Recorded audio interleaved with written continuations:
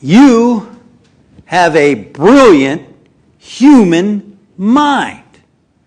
How many of you know you got a brilliant human mind? Raise your hand.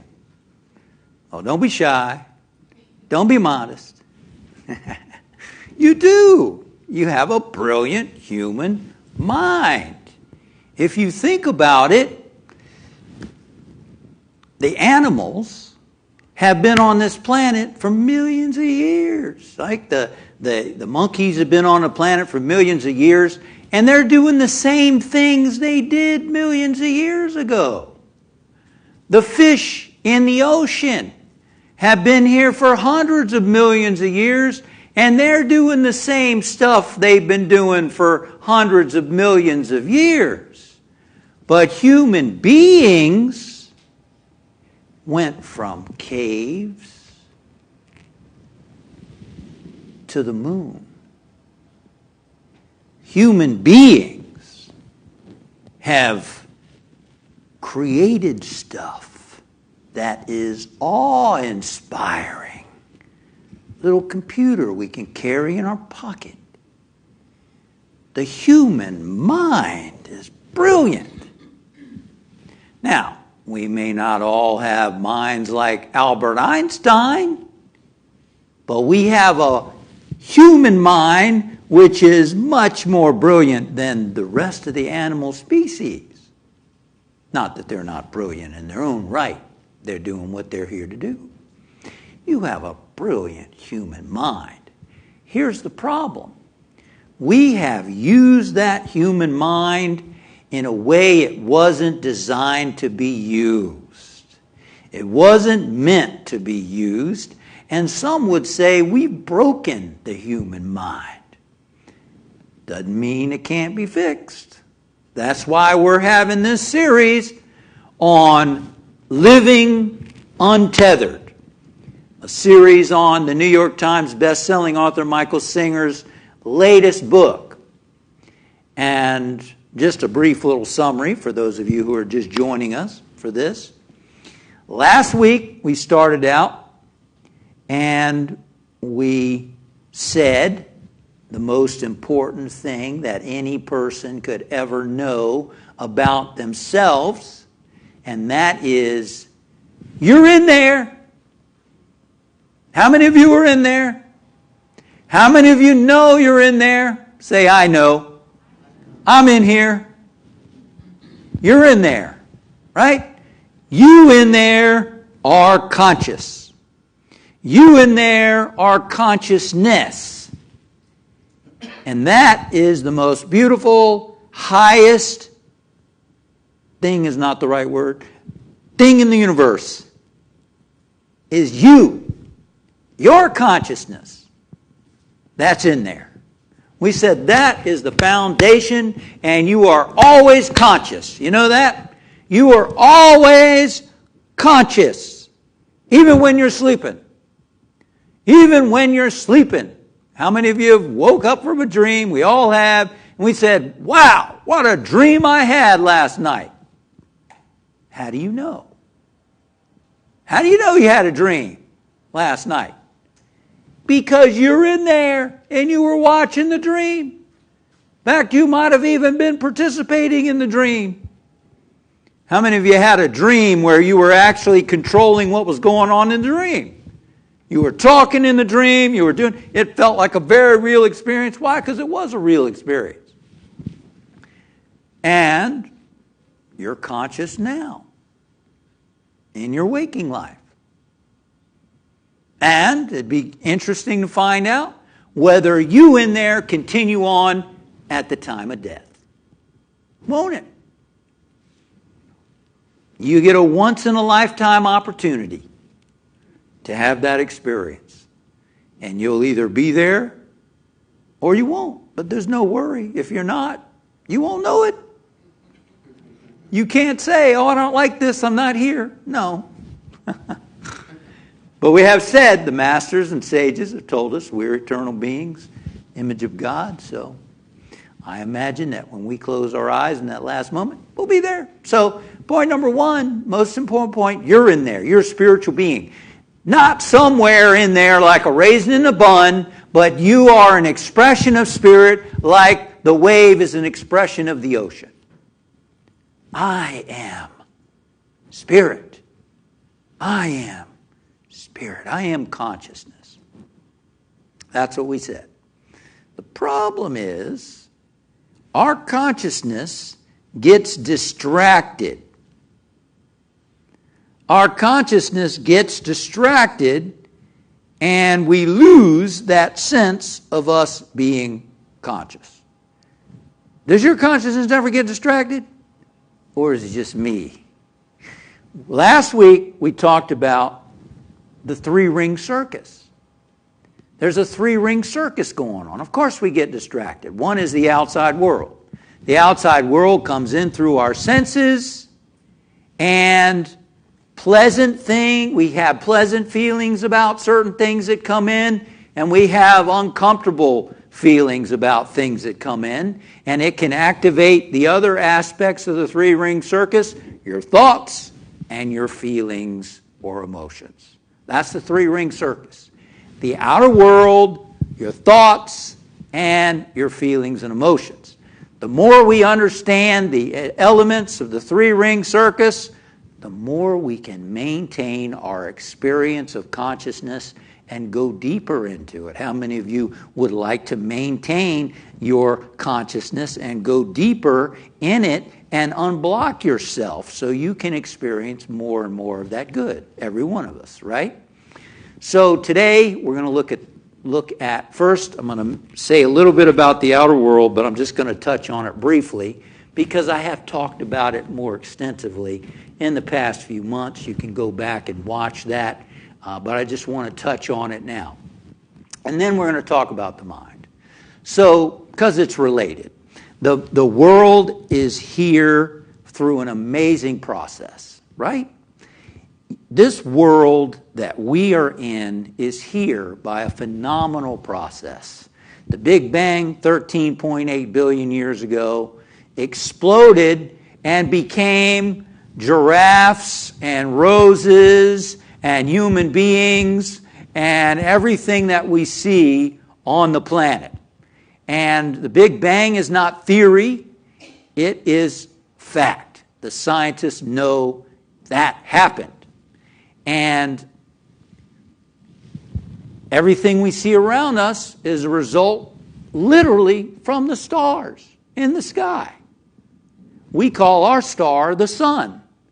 But our sun is just one of billions in our own galaxy. And we're made of that. We're made of the stars. Our body is. Our body is. Everything that we see is the elements of stars dying, and then the elements, we know that different elements in the periodic table we've studied, and that's where it came from. And it's popping in and out of what the scientists call the field of energy, the quantum field. Leptons, bosons, quarks popping in and out, forming what we see. Now, here's the thing. Is that amazing or what? How many of y'all think that's amazing? What's going on? See, we don't ever stop to think. People don't stop to think about really what they learned in high school. Maybe it wasn't made clear to us somehow that this is life. And it is amazing. So this phenomenal universe is here. It's all atoms. And Michael Singer would like us to contemplate that more often, not because he's a left-brain geek, as he admits to being very left-brain and loves science, but because we can develop a sense of awe and appreciation for the reality of life. Awe and appreciation. This is not something you have to have a leap of faith to believe. It's scientific fact, these things. It's not theory, it's fact. You are made out of the stars, but you that's in there is higher than your body. Everybody get that? You that's in there, consciousness, spirit, the image of God, is higher than your physical body. And that's a key to understand. So, let's talk about the mind. The mind allows we don't actually look through our eyes at the world, right? You're seeing me up here, you're seeing different stuff up here. You're not looking through your eyes and seeing it. What's happening is your mind is rendering an image from light. Light is bouncing off everywhere in our world. Light is bouncing off atoms. It's going into your mind, and your mind is creating an image and showing you. It's like you got a flat screen television inside of you. So you're seeing a flat screen TV. You're not seeing the actual thing. You're seeing what your mind is rendering inside your head. It's like watching a soccer game or a basketball game in Florida, and it comes in and it comes into a receptor in your TV set, and your TV set renders an image. You're not actually right there. You're not actually seeing me on that screen. You're seeing an image that's up there. That's what's happening in our mind. Why is that important? Let's talk about the Buddhist idea of empty mind. Empty mind. How many of you have an empty mind? How many of you won't admit we got an empty mind? I remember one time talking to my mom about something she heard a teacher say about not thinking much. And she said, well, I don't think much. And I thought, yeah, you're right. You don't think too much. A little naughty teenager I was. You could think more, Mom. No. She would have laughed at that. But even if you don't, that's okay. That's what's going on, right? Empty mind. This is how we were designed. That the moment in front of us registers into our mind, we experience it deeply, and it passes through us. And then the next moment, something else comes into our mind. It passes through us, we experience it deeply, and it passes through. And every moment is that experience. Something from the outer world goes into our mind, it registers it, it renders an image, it passes through us. And it's beautiful. How many times have you listened to some awesome music and it came into you, it touched you deeply? How many times you've seen a sunset with the beautiful colors in the sky and it touched you deeply? Or some kind of performance, it touched you deeply. This, as he says, is what the Garden of Eden is all about. It's about being in the present moment so that the experience comes in, touches you deeply, you learn from it and grow from just the experience, and one moment after the other is just like that. That is the Garden of Eden.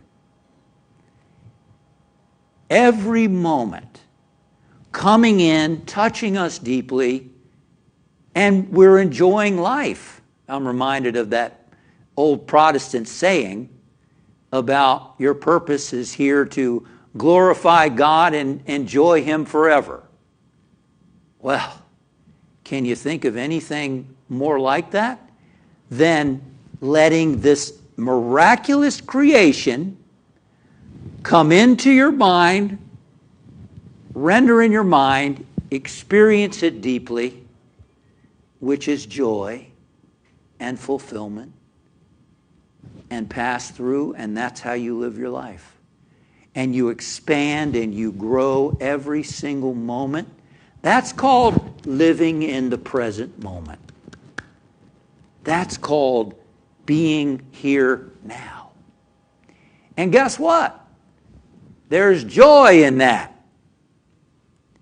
There's fulfillment in that. There's deep peace that passes understanding in that. Years ago, I was about to have a surgery, and a friend was there in the room, and I remember having this experience of just being in the now. And she said, and surgery is going to be in a few minutes, she said, "Wow, you're so peaceful. What's going on?" I wasn't thinking about the surgery. I was, in that moment, in the present moment. And in the present moment, there's peace. In the present moment, there was my friend. In the present moment, there was the room. In the present moment, there was conversation. The surgery was in the future. You see, present moment. So this, as Singer points out, is how we were designed to be. Abraham Maslow, the great psychologist, we probably know of him as talking about self-actualized people, right? He was one of the first to say, let's not just study people who have a lot of emotional, mental problems. Let's study what healthy people do.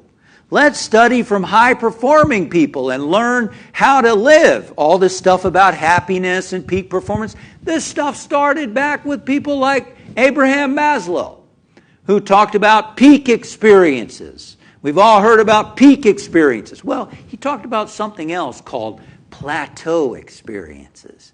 He said a plateau experience is something you can choose through will, and you can live in a state of joy all the time.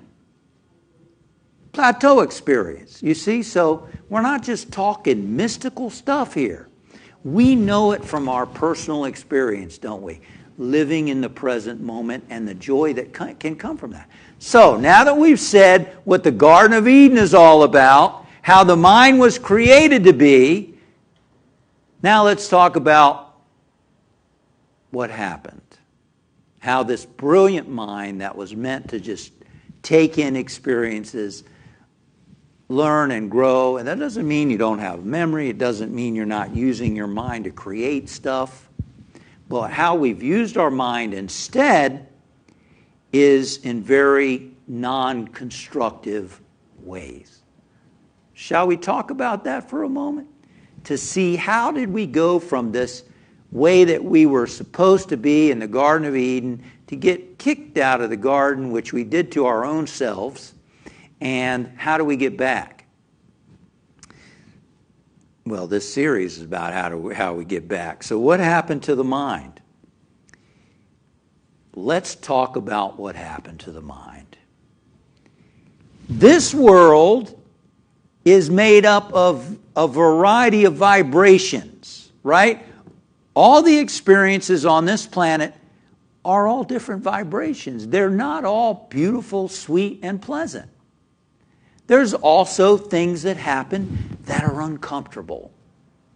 He likes to use, and I think it's a good analogy to really sort of make it clear, the analogy of experiencing a rattlesnake. A rattlesnake. A rattlesnake has its own, as the Buddhists say, everything has its own nature. A rattlesnake has its own nature, its own vibration. How many of you have ever seen a rattlesnake in person? You've seen it in a movie probably. You've seen it on television. They're scary. Are they not? Shh.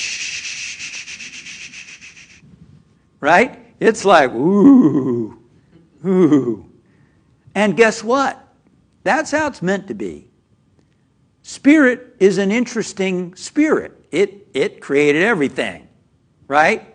It created everything, and it knew that if everything was sweet and rosy and cheerful, that we'd get bored. We'd get bored. So it has stuff with different vibrations, like a rattlesnake.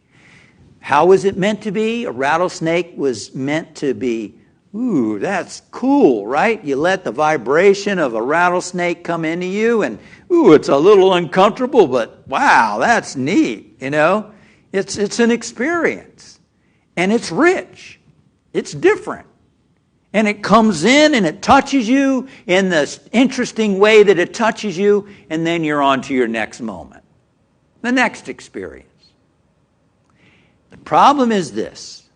Here's how we started to break the mind, to misuse the mind. We had an experience like the rattlesnake that was uncomfortable. It came in to our mind, like we said, the mind. It comes in through the senses. That moving of that rattlesnake, those teeth. And it came into the senses and we said, oh no, I don't like that. I don't like that experience. We pushed it away. We resisted it because it was uncomfortable. And what's that old saying about resistance? What you resist persists. Yes. What did Jesus say about resistance? Resist not. Why? Because we think we're pushing the unpleasantness away, but what we're actually doing as we resist, we're storing it inside our consciousness. So now instead of empty mind, as the Buddhists talk about, where you just let it flow in and pass through you, now we've started to build another layer in the mind. In this case, we say rattlesnake. I don't like rattlesnakes. They're scary. All right? Now, you got a world with rattlesnake vibrations, and you have a world with butterfly vibrations. How many of us like a butterfly? They're cute. They're sweet. They're soft. They come and they land on you, and you can feel their little legs walking on you, and they're colorful, and then they fly off. We associate it with the resurrection, right? We love butterflies. They've been through a transformation. And that's part of life. It's like, oh, that's wonderful. I love that experience. We're meant to have the butterfly experience, let it pass through us, and then the next experience. Because this world, there's always things happening, right? All things are always happening, and we could be in every moment letting it come in, pass through us, and our life could be one continuous experience of joy and pleasantness and fulfillment. But instead, we've said, we talked about resisting. Now, the other thing we've done is what the Buddhists call clinging. I like butterflies. I want only butterfly experiences. So now we take the butterfly in our mind. We go, oh, I like butterfly experiences. I want to experience another butterfly experience. See, this is how it starts. So now that becomes part of this other layer in our mind. Empty mind now has a layer in it. I don't like rattlesnakes, and I like butterflies, and I want more butterflies experiences. Here's the problem. They start to create packets of energy. And so now, things that start to remind you of rattlesnakes, remember this is a metaphor. You can apply rattlesnake to my ex-husband, my ex-spouse or partner, rattlesnake. You're right, he's a rattlesnake, Reverend. You go ahead and preach. You know, we can apply it to whatever different problems in our life. We can say the butterfly is, oh, holding my first child or my first kiss or whatever it is, you know. That's what we're talking, metaphor. So now they form packet of energy so that you can be walking down the road and you see a rope and you go, oh, it's just a rope. It's not a rattlesnake. It's a rope. See, we're exaggerating this to be able to understand how this works, right? And then if it becomes strong enough, oh my God, a rope. I don't like snakes. I thought that was a snake. If it becomes strong enough, now a baby's rattle. Oh, what is that? Oh, it's just a baby doing a rattle. Oh, I don't like rattles. They scare me. And if it becomes bad enough, I don't like being around babies because they might have a rattle. You see, we're exaggerating to say this is how we have started to create that layer in our mind of I don't like this, and it starts to affect the rest of our life. So, and the same with the butterfly. Now it's like, I like butterfly experiences. I saw a butterfly at the park, Central Park, right around 79th Street, over here, and, let's go over there and let's experience a butterfly. And guess what? The butterflies didn't show up that day. Now what? Now we're disappointed. We wanted to see a butterfly. And every time there's no butterfly, we're disappointed because we want a world with butterflies and no rattlesnakes. So now we went from letting every experience be equally valuable, rendering in our mind, experiencing it, experience fulfillment and joy, to now we've created a layer of mind of this is what I want and this is what I don't want. And now we've started to create a little box for our life. We've started to create, and we've told our brilliant mind, I want you to create a life where I can have the things I want, butterfly experiences, and I want you to help me avoid the things that I don't like. And so we've taken our brilliant human mind, which, as we look around us, can do amazing things. It can write poetry, it can create songs, it can create artwork, it can solve mathematical problems, it can trace the Big Bang to 13 billion years ago by tracing light in the universe. It can create the Hubble telescope and all the different things that it can do. It can do very practical, helpful, creative things, but instead has been devoted to help me create the world so that I can only experience the things that I like and avoid the things that I don't like. Welcome to the fall from the garden. You see how that happens? Now we've started to create what's called the personal mind. St. Paul talked about the mortal mind, the flesh, body. Now we've started to create the mortal mind, the self-concept. Now, instead of I'm a spiritual being and I just let myself live in the moment and experience every moment beautifully, now I start to identify with my likes and dislikes. Oh, I'm the kind of person that likes butterflies and I don't like rattlesnakes, which is equivalent to, I've been divorced 3 times and I'm a triathlete. Or whatever we begin to identify with. This is how the mind, which was meant to experience the present moment, has now another layer to it. The layer of those packets of energy that we have stored inside of ourselves, the things we don't like and the things we do like, which are called samskaras. Samskaras. Packets of energy. Now when the world comes in and renders in our mind, we have this layer in there that is saying, is this what I like or is this what I don't like? Because I don't want to experience the things I don't like and I only want to experience the things I do like. So now life becomes painful and it becomes a struggle.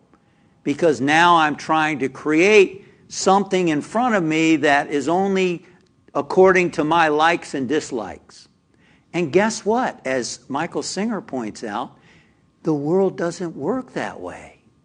The world in front of us is a result of 13.8 billion years of evolution and scientific laws that are at work. Material laws that are at work. The laws of gravity, electromagnetism, the law of nuclear positive, nuclear negative, that is creating the world in front of us, where there are rattlesnakes and there are butterflies and there are nice people and there are mean people and there are crazy people and this kind and all kinds of stuff. I'm reminded of Genesis that says God created man upright, but lo, he has created many inventions. What kind of invention have we created? We went from an empty mind to a cluttered mind, to a confused mind, to a mind that says, I like this, I don't like that, I want this, I want that. And we're struggling to create a life that fits in this model that we made. And that's not how the universe or reality works. That's the fall from the garden. That's the fall from the garden. So what we're wanting to do is to learn how to release those pockets of energy, to release all those things that are inside of us, preventing us from living in the Garden of Eden that is right here and right now. Because what's happening is we are using all that mental energy, that brilliant brain of ours, to struggle with, people, and why don't they like me? Why doesn't she like me? I don't know why he said that. What did I do that he should say that? I've been so good to her. Why is she not, why isn't she coming to my party? How come I sent her a card and I'm not getting, all these crazy things? Why did the boss look at me like that? I've been doing my work. I better work harder. All of this stuff, this mishigas going on in this mind that wants it to be the way we want it to be and want to avoid what we don't want. So instead, we could be letting life come in, touch us, and then be in the next moment of fulfillment and happiness. And we can free up all this energy that's used in the personal mind and instead use it for things that are fulfilling and expressing our creativity. Writing, expressing music, creative stuff, whatever we want to use the mind in, instead of constantly struggling to make the world be the way we think we need it to be. Does that make sense? So we want to work back toward getting to that Garden of Eden. How many of y'all want to get back to the Garden of Eden? Say aye. Are you sure? That's mighty lukewarm. How many of y'all want to get back to the Garden of Eden? Yes. All right. Yes. Yes. So let's conclude today with, and next week we're going to talk about the heart. Because we said the three-ring circus is the outside world, which comes in through your senses. Today we touched on the mind. The mind is a field of energy in which there are thoughts. Right? It's a field of energy in which there are thoughts. Those thoughts are not the mind, but they are made out of the mind. Just like a cloud in the sky, it's not the sky, but it is made out of the sky. And so you have thoughts that move in and out of your mind. And before I conclude with a brief story, let's make our own work assignment this week, where you own it. Start observing your mind a little bit. Take some time to watch what's going on in that mind. Notice when I don't like this, I want that, I like this, I don't like that. Notice when you resist stuff. The weather, the traffic, something somebody does or says, any of that stuff. It's easy to do. I'm working on it too, believe me. I was in a tournament recently, a golf tournament, and surprise, surprise, and the guy I was playing with was one of the most interesting people in the world. I put that politely, nicely. It was an opportunity to watch my mind. Really. I mean, there were hazards on the golf course with water and sand and trees and high grass and all the stuff that's out there. And there was this guy I was riding in a cart with. And it's interesting to observe what the mind does, When he did not care about anybody else on that golf course, it looked like to me. Didn't matter if there was a hole in the fairway, he was going to hit it with his driving. And what did he say? Oh, wow, there was a hole there. Hang on. He hit every hole on the golf course, and he would light up a cigarette without any thought of me sitting next to him, and oh my goodness, and he was trying to get me, throughout the whole thing. You got mad after that putt, didn't you, Justin? No, I didn't get mad. It didn't bother me. It's not a big, oh, come on, I believe you're mad. I think you're mad. Aren't you mad? I mean, So notice when you start what your thought process becomes, when that mind starts going. And he was a good example. Watch other people too, because his mind was going all day. The samskaras of what he liked and didn't dislike. Oh, I don't like this golf course. I don't like these tee boxes. I'm getting messed up by this. This course is really messing me over. He didn't use that language. This course is really messing me over, and oh man, why did I hit the ball like that? This is a terrible day. This is an awful day, and I'm playing with a bunch of sandbaggers anyway. I mean, whatever he could to throw an insult either way or whatever. He just on all day, on and on and on, and I just remained quiet. I just listened. That was it. I listened because I think unconsciously he was looking for a way to release that negative energy inside of himself. He was looking for a conflict. Well, he didn't find it with me, except early on where he had to hear something I had to tell him, and he behaved himself in that area the rest of the round. But the rest of the day, I just listened and just listened and just listened. But my mind was still saying some things. Notice what your mind does. Notice what you resist. Notice what your likes and dislikes are. This is a wonderful spiritual practice, because what we're seeking to do is to be in that consciousness, to be in that seat of self that you are, and to be able to remain there in peace and joy and love forever. Forever. That's what heaven is, ladies and gentlemen. That's what the kingdom of God is. That's what the Garden of Eden is, to be able to remain in that seat of self. So one way to grow is notice when you're not there. Don't beat up on yourself. Just notice. Just notice.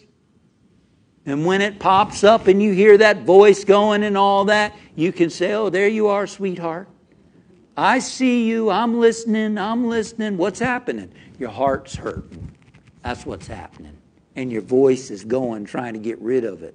Your brain is, this guy next to me, his heart was hurting. He doesn't, his game was not going the way he wanted it to be, and he didn't like it, and his voice was going, and his mind was going. For all the rest of us to hear, he was even talking to himself on the green, still having a conversation. So, notice yourself. Let's conclude with this story from the book, Living Untethered. This is the empty mind that we're talking about. In Zen, it's known as just tree. And it fits perfectly with what we've been talking about. He says, there was a young Buddhist monk in a monastery who would go for daily sessions with the Zen master. Wouldn't that be cool to go to daily sessions with the Zen master? The master would ask him some questions, and the monk would leave. One time when the young monk walked in, the master looked at him and remarked, what happened to you? You look so alive and filled with light. The monk was surprised. Well, what do you mean? I see a difference in you, my son. What happened? The monk told him, I was walking across the courtyard and saw the big oak tree. I stopped and looked at it. I had seen it many times before, but this time I saw just tree. I just saw the tree. Somehow, it took me to such a deep place that I felt an awakening. I felt a moment of enlightenment. It took me beyond myself. The tree has been there for 100 years, the master reflected. You have walked by that tree every single day since you've been here. Yes, the student said. But when I previously walked by the tree, it often reminded me of the tree Buddha sat under when he reached enlightenment. Other times, the tree reminded me of the one I fell out of when I was little. The tree always stimulated thought patterns from my past. This time, I saw just tree. The master smiled. You see, all that stuff we store in our mind, the rattlesnakes we don't like, the butterflies we do like, it distorts our perception of reality. We're not seeing the world as it is.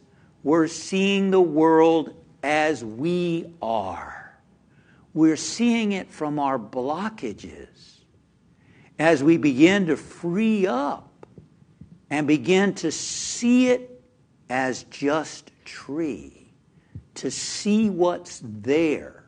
The Buddhist was seeing the tree from his knowledge about the Buddha, and the Buddha sat under a tree, and the Buddha, and this tree reminds me of the Buddha. That's not here and now. That's knowledge from the past. The tree reminds me of when I fell out of the tree as a child. That's an old pattern stuck in his consciousness. But that day, he saw just tree. And there was enlightenment, and there was joy. That, ladies and gentlemen, is the journey we're on. The journey to waking up to the joy of our soul. Next week, we're going to talk about this amazing instrument that we have inside of us called the heart. The heart. Let's get still. And let us just acknowledge that right now I am consciousness. I'm not my mind. I'm not my body.